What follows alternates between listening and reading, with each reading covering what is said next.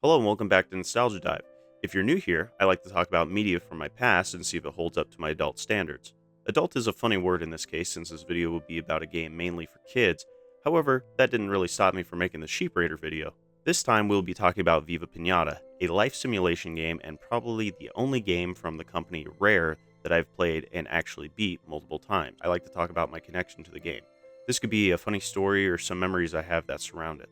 I like to follow that up by talking about the development, gameplay, and mechanics, and then I talk about what I like and dislike, followed by a score on the nostalgia scale, usually 1 through 5. So without further ado, let's talk about Viva Pinata. My connection with this game is a little deeper than most in this series. It's a bit bittersweet and a little sad.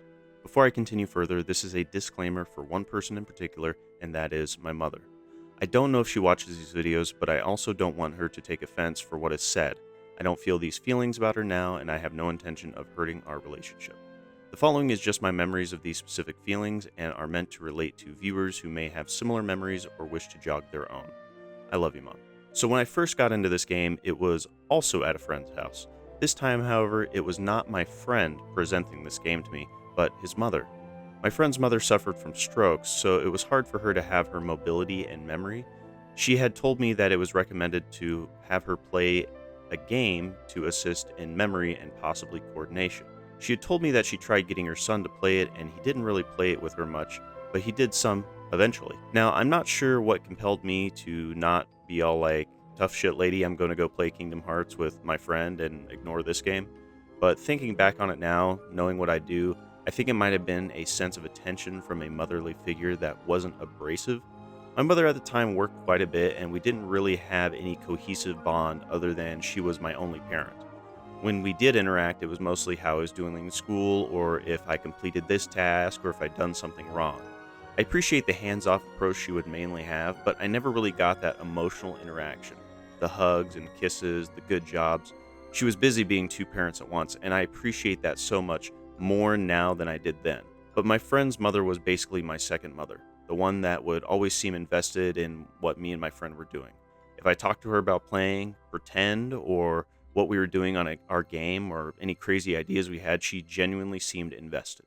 I think there was a point where my mom was getting jealous or envious. When I would go over there more often in the summertime, she would always tell me to make sure you're there to hang out with your friend and not his mother. Now, I'm not sure what this meant, but I always felt it was out of jealousy. When I think about playing that game and having a full on adult watch me play, I felt like I was seen, like what I was doing mattered. And she would even give me advice. You missed a patch of grass there, or try and get that snake to eat that flower. It got to be where I would spend quite a bit of time with her playing this game. She even bought a strategy guide, and this was when my friend was starting to get invested into the game. We spent a whole summer and then some playing this game. Even afterwards, as we got older, she would mention to me, I still remember when we used to stay up all night playing Viva Pinata. That was so fun. It was even in one of her last messages to me. My friend's mother passed away, and it was in a way I wish I could redeem myself for.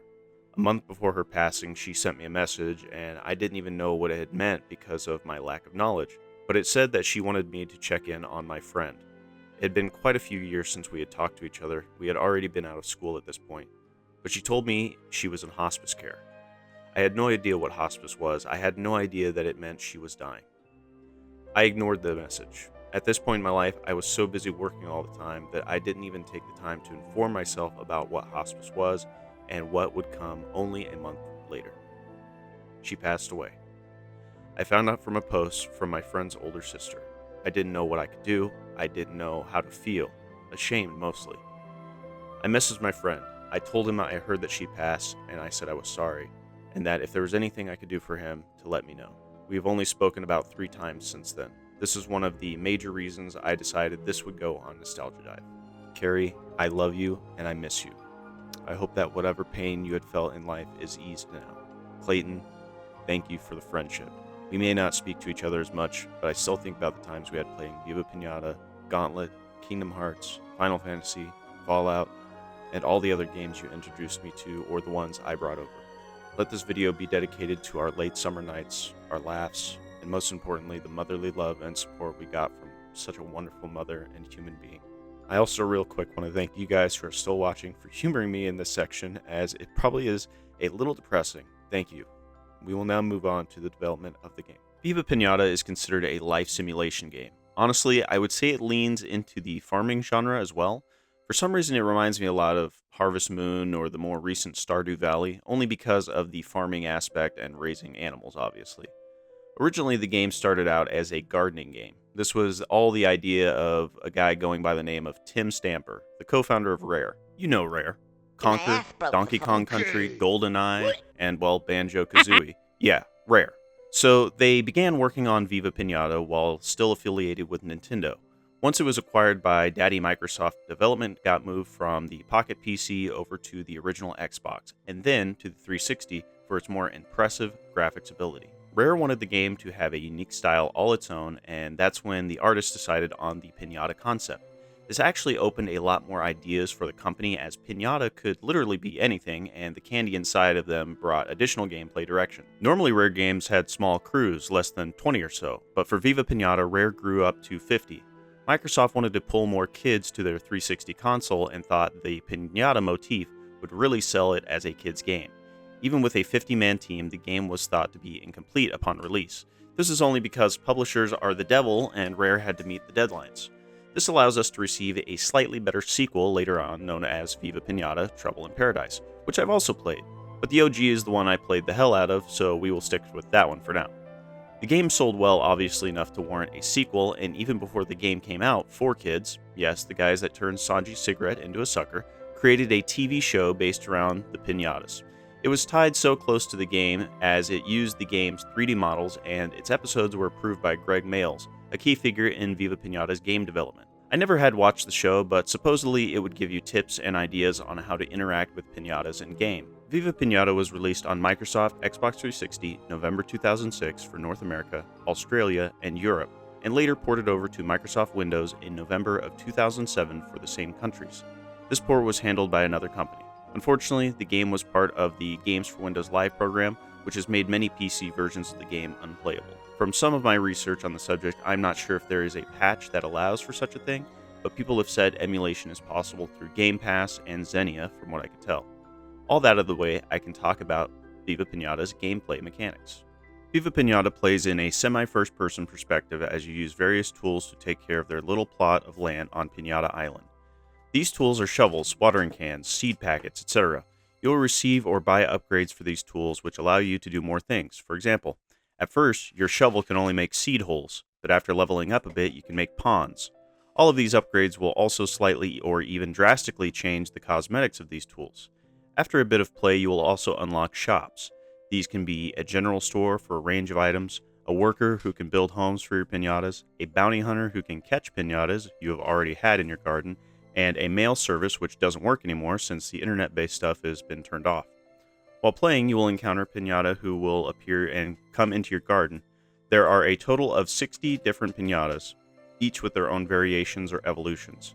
Each pinata has a few different requirements, one for appearing and having a chance to come into your garden, one for actually coming and visiting your garden, one for becoming a resident, and one for when you want to have it get freaky. Instead of Viva Pinata, what if we called it Freaky Pinata and nothing changed? When they first appear, they will only be in black and white, but once their resident requirement is met, they will turn into their true colors. After being in your garden for a while, you'll be annoyed by sour variants of certain pinata. If you can make them sweet again, you can get a totem that no longer allows that certain sour pinata from appearing. Unfortunately, you also have to deal with ruffians, and each one has its own nasty thing that it likes to do. Some like to plant bad seeds at the edge of your garden, while others might even poison your pinata with arsenic. Stop it! Go on, eat it! That escalated, didn't it? There is no way of really dealing with these guys other than smashing them with your shovel, which also goes for any pinata that you don't want chilling out in your place either. Weeds can also grow in your garden as well, which can also destroy different plants and trees that you are growing. I mentioned leveling up earlier, and you see your progress with little petals at the bottom right of the screen. I don't believe there was a max level per se, but eventually you will receive every reward, raise every pinata, crack thousands of eggs for Master Romancer, and so on. I'm not a lunatic, so I've never done this, but I'm pretty sure my highest level was like 60. Let me know if you've ever got higher than that. With that done, we can move on to the story. Now, the story isn't actually the ongoing current story, but more of the story leading up to you becoming the owner of the garden. If you want to experience this story for yourself, I'd recommend playing it. I don't think you have to get too high of a level to experience, but what do I know? The story gets drip fed to you as you progress through the game, usually when you level up. I think I missed some story bits while playing for this video, so I pulled most of the story directly from the Viva Pinata wiki. Thanks, guys. So the guy who hands out the upgrade, Jardinero, was the original owner of the garden you find yourself in. He was the equivalent of Red from Pokemon. He literally tamed and romanced every pinata, all except one, Dragonash or Dragonashi. I never really remember how it's pronounced. Anyway, he met his wife within the first year of his time here. Very quickly, they got married, and she was able to stay on Pinata Island for a year before her job called her back to the seas. Over time, they had 4 children, all you see in some form or another on the island.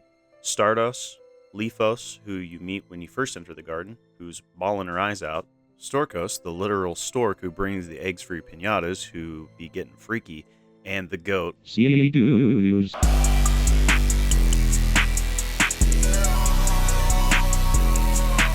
who brings you seeds. All of this while Jardinero is taking on a protege, Lester, to help him in the garden. But he didn't do much other than sleep and cook up red goop Schedule 1 style.